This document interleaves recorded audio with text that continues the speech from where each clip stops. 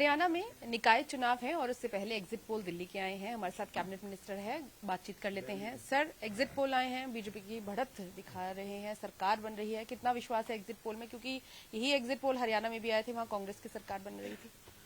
आप exit poll की बात करेंगे, कोई ओपिनियन पोल की बात करेगा। मैं धरातल में 35 दिन वहां पर धरातल पर रह के आया। 30 से ज्यादा 32 के आसपास विधानसभाओं को मेरे पास टूटी थी और उससे भी ज्यादा मैं व्यक्तिगत कई लोगों से मिला हूं, हर वर्ग के लोगों से मिला हूं, हर आय वर्ग के लोगों से मिला हूं, हर आयु वर्ग के लोगों से मिला हूं। लोगों का केजरीवाल सरकार से मोह भंग हुआ है।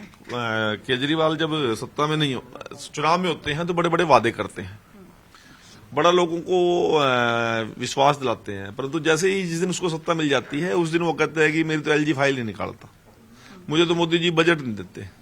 तो लोगों ने मन बना लिया कि जब बजट ही मोदी जी ने देना है, काम ही एलजी ने करना है, फिर केजरीवाल क्यों? आज ये सफाई की बात नहीं करता, मोहल्ला क्लिनिक की बात नहीं करता, स्कूल की बात नहीं करता, स्वच्छ प्रशासन की बात नहीं करता।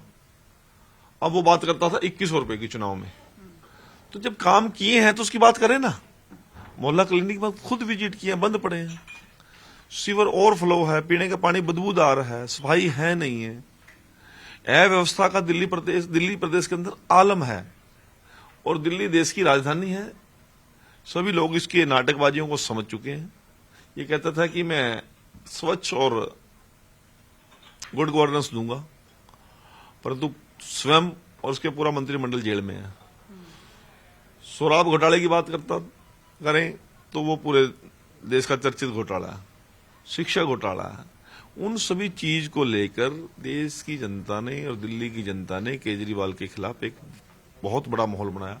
इसने वादा किया कि मैं 18,000 रुपए पुजारियों को दूंगा, परंतु अगले दिन ही सभी मौलवी इकट्ठे होकर आगे कहते हमारे नहीं दिया, आपने आगे और झूठ बोल दिया। पंजाब में कहता था महिलाओं खाते में 1000 रुपए आएंगे, कहीं नहीं आई। आज पंजाब की जर्जर हालत है। तुसी पंजाब च रहिंदे ना, तो तुहानू पता ही होना, उत्थे कर्मचारियों ने सैलरी नहीं मिल रही, रिटायर्ड पर्सन को उनकी पेंशन नहीं मिल रही, बिजली का बुरा हाल, किसान की फसल खरीदने के लिए कोई तैयार नहीं है, सड़कों की दयनीय हालत है। तो वही की वही सेम टू सेम स्थिति पंजाब की है। यहां तो फिर भी 2 साल हुए हैं, 2.5 साल हुए हैं, दिल्ली के अंदर तो 12 साल हो गए। तो इन 12 साल के अंदर जिस प्रकार से उत्पीड़न लोगों का किया है और केजरीवाल ने लोगों का विश्वास तोड़ने का काम किया है, तो इसलिए लोगों ने डबल इंजन की सरकार मोदी जी के साथ चलने का मन बनाया है। और मैं ओपिनियन पोल की बात नहीं कर रहा, मैं एग्जिट पोल की बात नहीं कर रहा, मैं धरातल की बात करता हूं। जब पहले दिन हम चुनाव में गए थे दिल्ली में, ये बिल्कुल सच है, लोग बीजेपी की 16 या 17 या 18 सीट बता रहे थे, परंतु जैसे ही देश की नेतृत्व ने एक एक चीज को माइन्यूटली स्टडी किया, एक एक गली में गए, हम व्यक्तियों से मिले, तो लोगों के बात समझ में आ गई कि दिल्ली को मोदी जी ही संभाल सकते हैं, बीजेपी संभाल सकती हैं और संपूर्ण बहुमत की 8 तारीख को दिल्ली में सरकार बनेगी। गठबंधन के लिए मना कर रहे हैं, आम आदमी पार्टी कह रही है इस बार कांग्रेस से गठबंधन नहीं करेंगे। अब कौन नहीं करेंगे? आम आदमी पार्टी और कांग्रेस। ये तो है ही नहीं, 3 महीना 13 में को गठबंधन, कांग्रेस की कोई एक सीट भी नहीं, जमानत ही नहीं बच रही कांग्रेस की। किससे करेगा गठबंधन? बीजेपी से करेगा? किससे करेगा? कोई है ही नहीं, वन साइडेड माहौल है। अच्छा, हाँ। क्योंकि 2 एग्जिट पोल आम आदमी पार्टी को बता रहे। तो अभी कितने बजे? 3 बजे हैं, 6 तारीख को। 8 तारीख को 3 बजे बात करेंगे, यहीं कर मिलूंगा आपको मैं, ठीक है?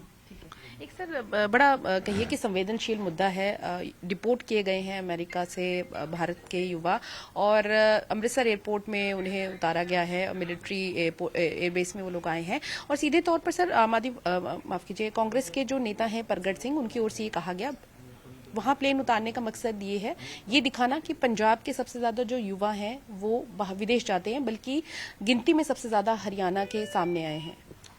देखिए, विषय ये नहीं है कि कहां जहाज उतारा गया, कहां उतारा, जिन परिवारों के बच्चे गए और जिन परिवारों के बच्चों ने अवैध तरीके से लोगों ने उनकी एंट्री कराने की कोशिश की, बड़ी दुखदाई है, डिपोर्ट हुए, ये उससे बड़ी दुखदाई बात है।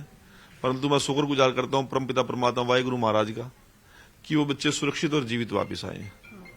जिस प्रकार मैक्सिको के जंगलों में, पनामा के जंगलों में डोंकी के द्वारा कितनी ही वहां पर मर्डर होते हैं, कितने ही भूखे प्यासे बच्चे जान दे देते हैं। कम से कम उन परिवारों के बच्चे, उनके परिवारों के चिराग वापस आ गए।